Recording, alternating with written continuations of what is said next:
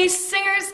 Welcome to Singing TV. I am your host, Sara, and together you and I, we're making singing simple. So I wanted to do an episode on how to find your key, what key is good for you, and I realized first, you can't find what key is good for you before you figure out what your range is. It's really important to figure out what your musical range is. So that's what this episode is going to be about. So you can see my face here. In a minute I'm going to turn around and I want to have the camera on the piano so that you can actually see the notes. Now, maybe you're a beginning singer and you don't know a B flat from an A, or an F sharp from an A flat, or a G sharp, whatever. So, sorry, I just kicked the stand. So what I want to do is I want to talk to you about that. Now, it's very easy to go on the internet and find a PDF of a keyboard, and the keyboard with everything labeled. So really quick, I'll go through this for you. So now you're not going to see me, you're going to see the keyboard, and that's just fine. You'll just hear my voice. So, this is middle C. It's the middle C. You'll notice that middle C on a regular piano is usually, that's okay, you can come in if you want to grab your stuff. Again, we do not edit. That's okay, just be quiet and come in. So, what are you going to do and wear to school? So,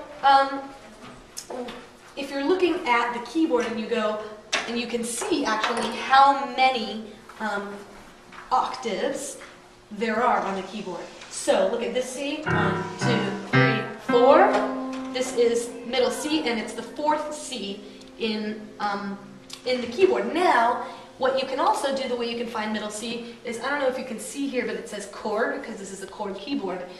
So on most pianos or keyboards, middle C is actually going to be the C that is closest to wherever the writing is. So if you're at a piano, an upright, or a bass grand or grand, usually you're going to be able to lift up the top of the keyboard, and then you'll see the keyboard, and it's going to stay, anything Baldwin, Steinway and Sons, Bosendorfer, Boston, whatever your piano is, whatever the brand is, middle C will be right around or right below that. So, here's C, and we're going up. Just like we go up in the alphabet, C, D, E, F, G, A, B, C. C, B, A, G, F, E, D, C. And as we go up, we go sharp. As we go down, we go flat. So what you can see is that here, in fact, we have notes that we can call this two different names. So I can call it a C sharp. See the black note? If we go up a half step from C, we can call that a C sharp. If we're going down, we can also call that a D flat. And depending on the key that you're in, you'll call it a different name. So if you're in the key of D flat, you're going to be calling this a D flat, not a C sharp. Sharp keys with sharps and flat keys with flats. Sorry, look, my phone is ringing. I'm in the middle of this episode. Don't you know? I'm in the middle of an episode. Okay, so let's go back to here again, now that we know what these notes are.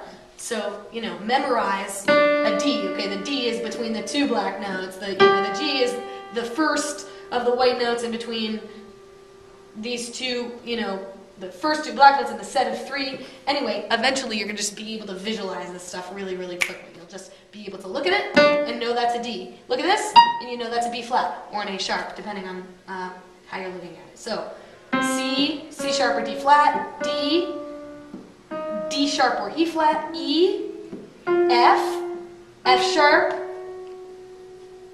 sorry, my phone again, F sharp or G flat, G, G sharp or A flat. Remember, when I'm saying this or this, it's called an enharmonic equivalent.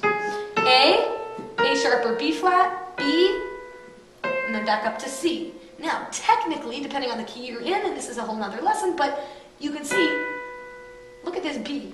You could also call this a C flat, couldn't you? Just like if you look at this E, you could also call that an F flat. That's another enharmonic equivalent.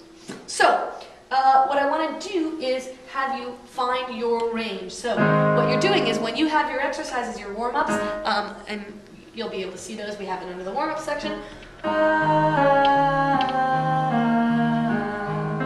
All you have to do is find on the keyboard, so if I go down here.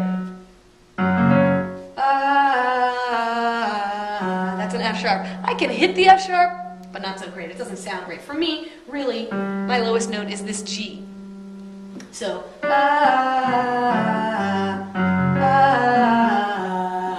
and now, if you can't play the piano and you don't know how to do this, that's okay.